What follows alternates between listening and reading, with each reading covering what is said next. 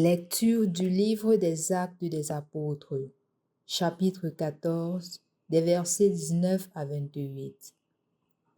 En ces jours-là, comme Paul et Barnabé se trouvaient à Lystre, des Juifs arrivèrent d'Antioche de Pisidie et d'Iconium. Ils se rallièrent les foules, ils lapidèrent Paul et le traînèrent hors de la ville, pensant qu'il était mort.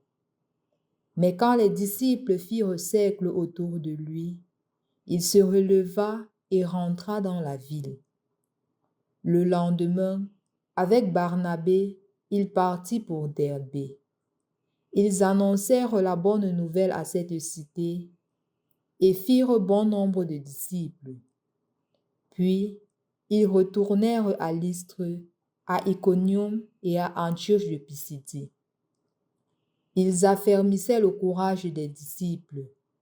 Ils les exhortaient à persévérer dans la foi en disant: « Il nous faut passer par bien des épreuves pour entrer dans le royaume de Dieu. » Ils désignèrent des anciens pour chacune de leurs églises, et après avoir prié et jeûné, ils confièrent au Seigneur ces hommes qui avaient mis leur foi en lui.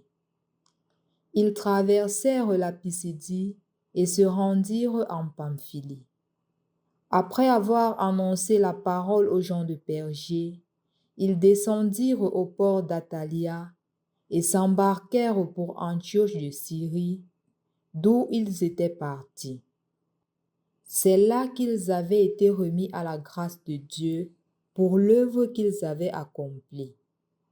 Une fois arrivés, ayant réuni l'Église, ils rapportèrent tout ce que Dieu avait fait avec eux et comment il avait ouvert aux nations la porte de la foi. Ils passèrent alors un certain temps avec les disciples. Au nom du Père et du Fils et du Saint-Esprit. Amen. Il nous faut passer par bien de preuves pour entrer dans le royaume de Dieu.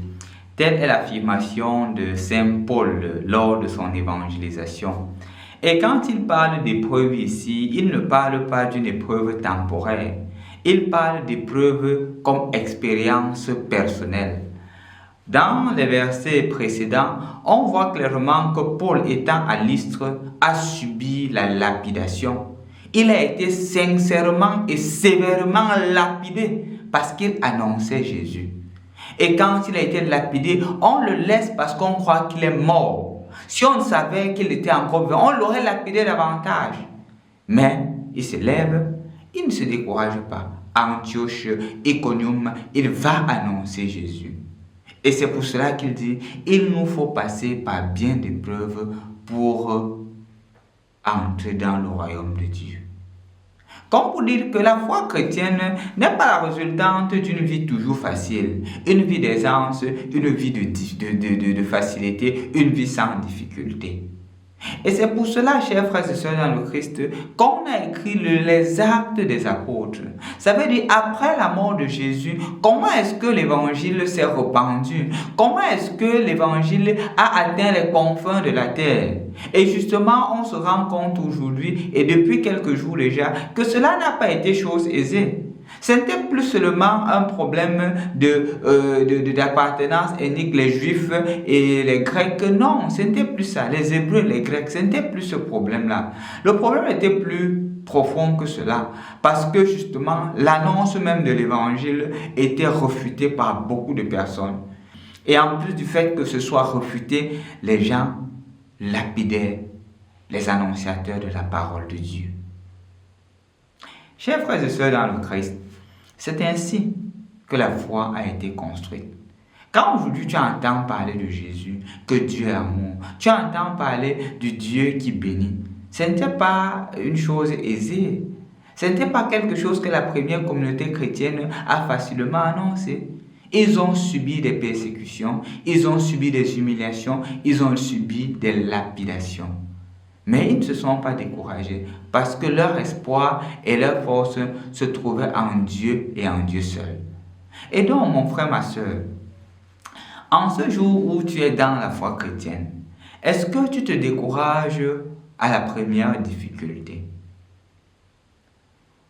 La difficulté peut être de plusieurs ordres. Premièrement, peut-être le rejet de ta famille parce que tu as embrassé la foi chrétienne. L'autre difficulté, c'est le fait que tu es chrétien et tu n'as pas la possibilité d'enfanter. Et les gens commencent à te dire que comment est-ce que tu es chrétien, tu suis Jésus et tu n'enfantes pas. Ça ne marche pas.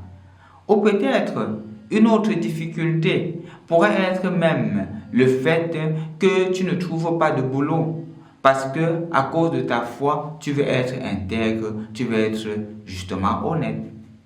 Et les difficultés sont de plusieurs ordres. Même la possibilité d'avoir un époux, une épouse. Et là, on se dit que, mais est-ce que Dieu est vraiment présent? La possibilité d'avoir un travail, est-ce que Dieu est vraiment présent? C'est une difficulté parmi tant d'autres. Mais la difficulté ne doit en aucun cas nous décourager ou nous éloigner de Dieu. La difficulté est un passage pour entrer dans le royaume de Dieu. Le danger parfois, c'est que nous perdions cela de vue. Et qu'est-ce qui se passe quand des vendeurs d'illusions viennent nous proposer d'entrer dans les cercles ésotériques? Ou peut-être ils viennent dire que entre dans mon église, parce que dans mon église, le miracle apparaît. Nous nous lançons facilement, oubliant que la foi chrétienne est une foi bâtie sur la confiance en Dieu, malgré les difficultés. Si les premiers apôtres s'étaient découragés à la première épreuve, nous n'aurons jamais la grâce de connaître Jésus. Et donc, je t'invite aujourd'hui, mon frère, ma soeur, au milieu de tes difficultés, répète cette parole de Saint Paul. Il nous faut passer par bien de preuves pour entrer dans le royaume de Dieu. Au nom du Père et du Fils et du Saint-Esprit. Amen.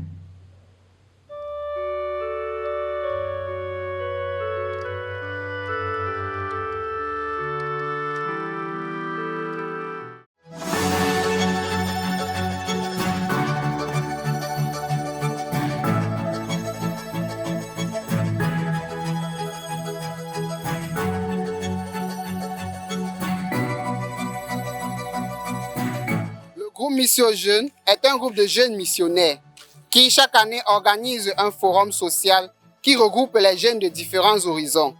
Et le thème retenu pour cette année est « Dis-moi ce que tu lis, dis-moi ce que tu regardes et je te dirai qui tu es ». Le forum social Mission Jeunes, c'est un moment pour affermir les liens de fraternité entre nous jeunes, d'apprendre à se connaître les uns et les autres, de développer notre sens de la relation avec le prochain, d'apprendre également à cultiver notre spiritualité et surtout de développer entre les uns et les autres le sens de la responsabilité, le savoir-vivre et le savoir-être en communauté.